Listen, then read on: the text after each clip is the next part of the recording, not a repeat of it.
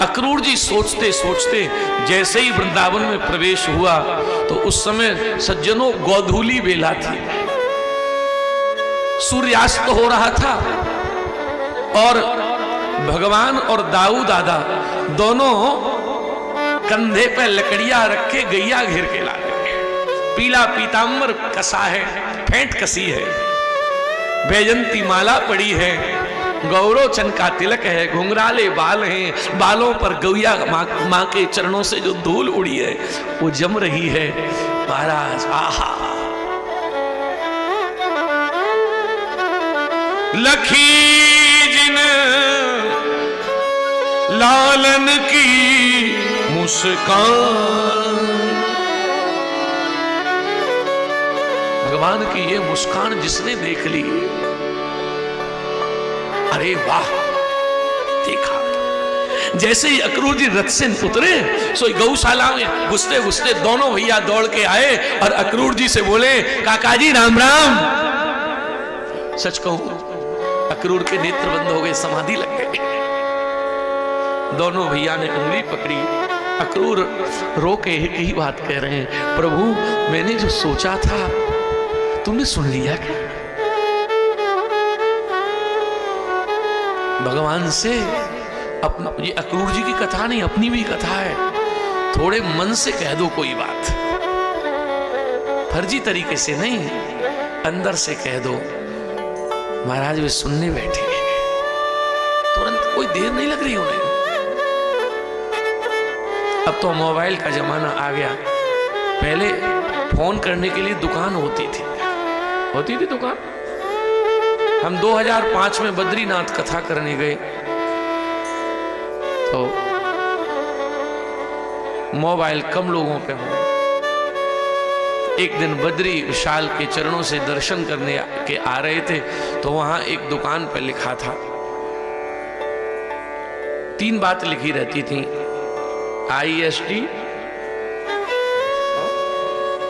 STD, PCO। हमारे साथ एक महात्मा थे, बड़े विनोदी थे, उन्हें हमने पूछा कि इन तीनों बातों का क्या मतलब होता है? बोले आप नहीं जानते? नहीं आप जानते हो? हाँ, क्या होता है इसका? बोले पहले लिखी है IST। हमने कहा हाँ, तो IST का मतलब जानते हो? मैंने कहा नहीं, यही तो पूछ रहे हैं। इसका मतलब होता है, आगे क्या लिखा है, STD। महात्मा मजे ले रहे थे, बोले IST का मतलब, मैंने कहा तो STD। अब बोले अब STD का मतलब बताएं। हाँ, PCO।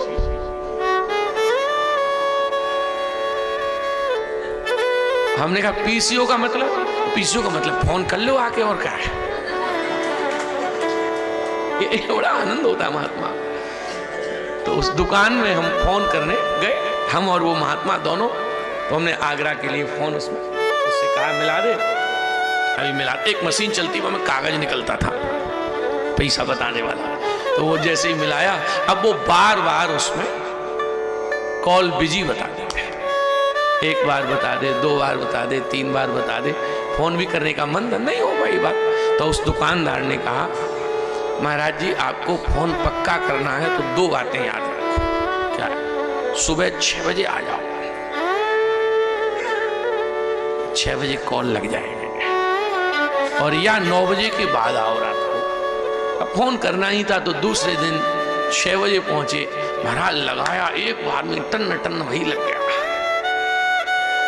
अपने समझ में तो एक बात आ गई उसी दिन से कि जब दुनिया की कॉल दिन में बिजी रहती है तो दिन में हाय हाय में भजन की कॉल भी नहीं लगेगी। सुबह लगाओ, तुरंत बात हो जाएगी, लाइन क्लियर मिलेगी। रात को 9 बजे के बाद शांत हो जाओ, तब माला ले लो, कॉल लग रही है। सुबह 6 बजे लो, अब 9:30, 10 बजे सो के उठोगे, लाइन तो व्यस्त हो ही जाएगी।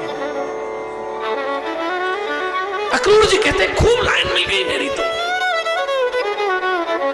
और महाराज आहा, दोनों भैया ने उंगली पकड़ी है, अंदर ले आए महाराज, पलंग पर बैठाया। नंद यशोदा ने बड़ी सेवा की। पहले महाराज अतिथि आते थे ना तो लोग बहुत सेवा करते थे, और हमारे घरों में लिखा हुआ रहता था। पहले पुराने घर होते थे महाराज मिट्टी से लेप देते थे उन्हें, गोबर से, पर एक बात जरूर लिख देते, स्वागतम लिखते थे। और अब लिखते हैं बिना आज्ञा के अंदर आना सख्त मना है। मना ही नहीं, सख्त मना है। और तो भी नहीं आओ तो बोर्ड टांग देते हैं, कुत्ता से सावधान है। कौन आएगा आपके घर में? अरे भैया, जिस घर में सम्मान नहीं, मेहमान कहां से आए। मन में तेरे मैल भरा, भगवान कहां से। कुछ करना पड़ेगा, कदम उठाना पड़ेगा आपको। राम नाम अति मीठा है, कोई गा के देख ले। अरे आ जाते हैं राम, कोई बुला के देख ले। आ जाते हैं राम, कोई बुला के देख ले। अब सज्जनों जरा विचार करिए, अब यहां क्या हुआ? महाराज अक्रूर जी को अंदर ले गए और अक्रूर जी को अंदर ले जाकर सारी बात मैया के सामने बताई। नंद बाबा और यशोदा तो रोने लगे। अरे लाला को यशोदा बोली, अरे भैया अक्रूर, जब से लाला पैदा हुआ तब से कंस ने एक दिन चैन नहीं लगने दिया और तुम मेला में लेकर जाओ। रात में ये डिसीजन हुआ, बाबा संग जाएंगे। नंद बाबा सवेरे तैयार हुए। एक बात मैं कह दूं बीच में, आज 11 वर्ष के श्री कृष्ण ने यशोदा से कहा, मैया हाँ चलो सब सो जाएं।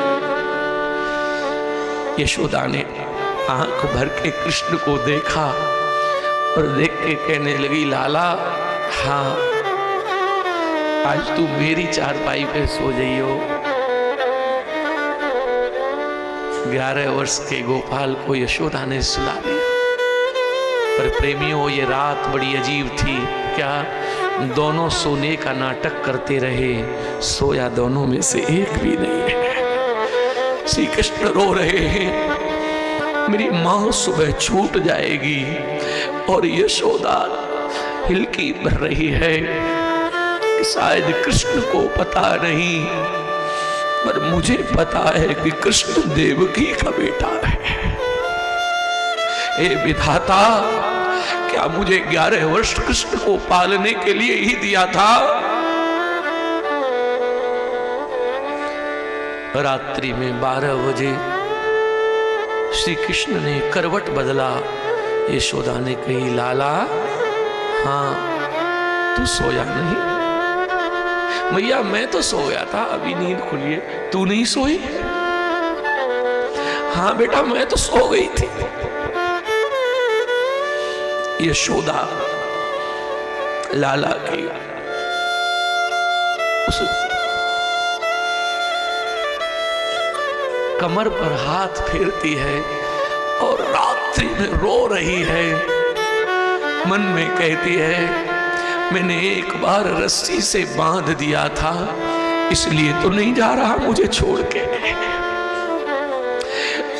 प्रातः काल हुआ और सवेरा जब हुआ, महाराज ब्रज में घोषणा हो गई, श्री कृष्ण जा रहे हैं। गोपियां अपने अपने घर से दौड़ कर आई है।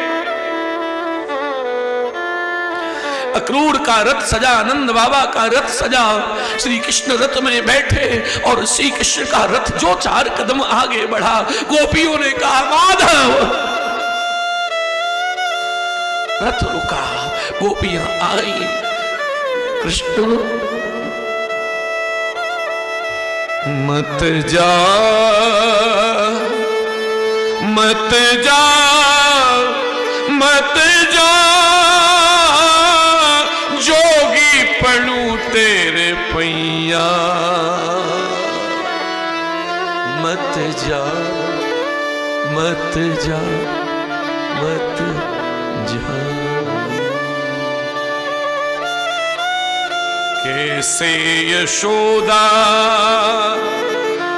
धीर धरेगी, तेरे बिना लाल कैसे जिए। अरे यशोदा को तो छोड़, तो कैसे जिएगी तेरी गैया। मत जा मत जा मत जा, जोगी परूं तेरे पैया। रथ चलने लगा। गोपियों ने कहा श्री कृष्ण तुम छोड़कर जा रहे हो।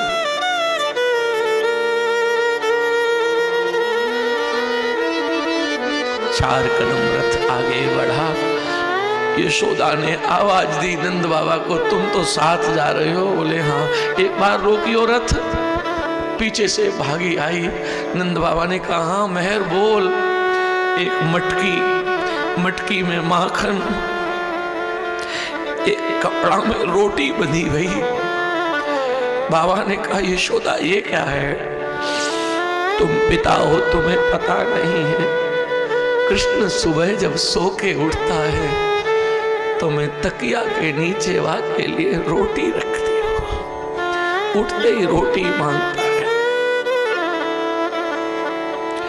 मैं रोटी के ऊपर माखन लगाकर कृष्ण को गोद में बिठाती हूं, अपने हाथ से खिलाती हूं। मुझे पता है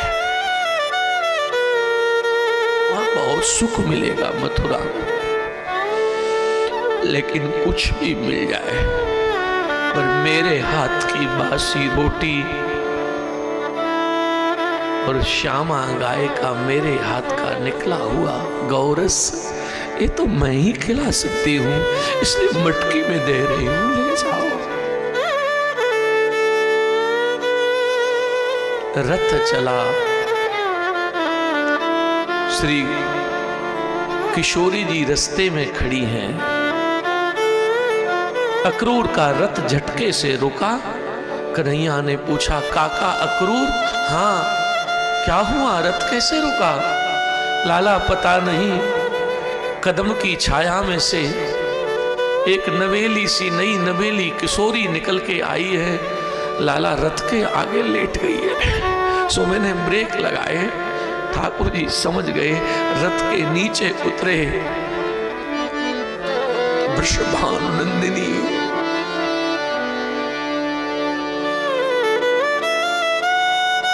घनश्याम हमारी सुध लेना, क्यों वृंदावन को छोड़ चले। गोपाल हमारी सुध लेना, क्यों वृंदावन को छोड़ चले। घनश्याम हमारी सुध लेना, क्यों वृंदावन को छोड़ चले। किशोरी जी ने कहा मैं समझ गई आप क्यों जा रहे हो। ठाकुर जी ने कहा क्या हुआ? किशोरी जी ने कहा मेरी गलती है, तुम्हारी नहीं है। क्यों? हम तुमको रोज सताती थी, माखन का चोर बताती थी, मैया से रोज पिटवाती थी, क्या इसीलिए तुम छोड़ चले। गोपाल हमारी सुध लेना, क्यों वृंदावन को छोड़ चले। ऐसा संत कहते हैं। यशोदा से भी श्री कृष्ण कह के आए आज जा रहा हूं, कल मामा जी के यहां मेला है, परसों आ जाऊंगा।